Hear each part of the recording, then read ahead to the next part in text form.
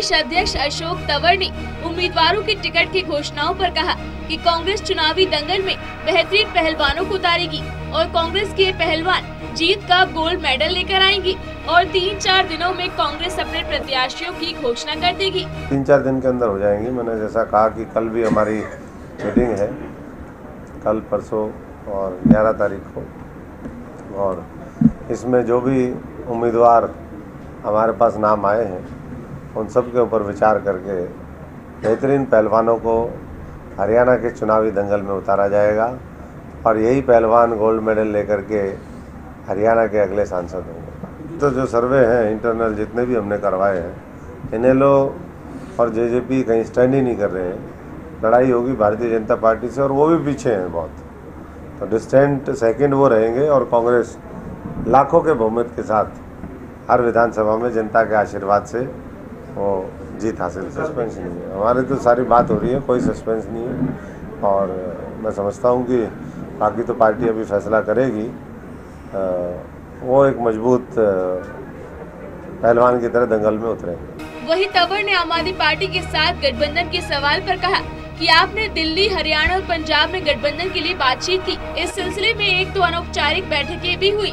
Party high command ने हमारे से इस संदर्भ में रायशुमारी की, लेकिन कुल मिलाकर यही निष्कर्ष रहा कि कांग्रेस मजबूत है और आपसे गठबंधन की आवश्यकता की दरकार नहीं है।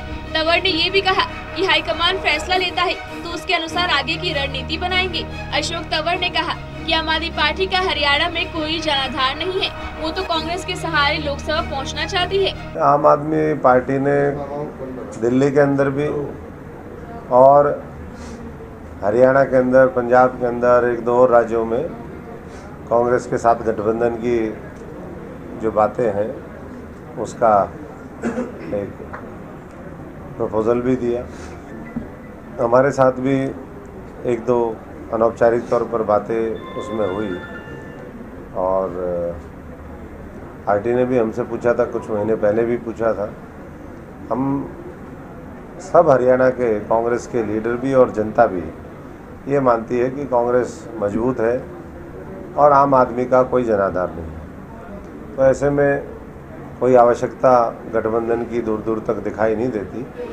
साथ ही अभय चौटाला की मुख्यमंत्री मनोहर लाल से हुई बैठक पर अशोक तंवर ने कहा कि मुलाकातें तो इनकी पहले से हो रही हैं। हम तो पिछले 5 साल से कह रहे हैं कि ये लोग मिले हुए हैं, दोनों एक दूसरे के इशारे पर काम करते हैं, कांग्रेस के खिलाफ एक साथ काम करते हैं। इसी रणनीति के चलते दोनों की मुलाकात हुई होगी, होती रही और 5 साल तो हम भी यही कह रहे हैं कि ये मिले हुए हैं।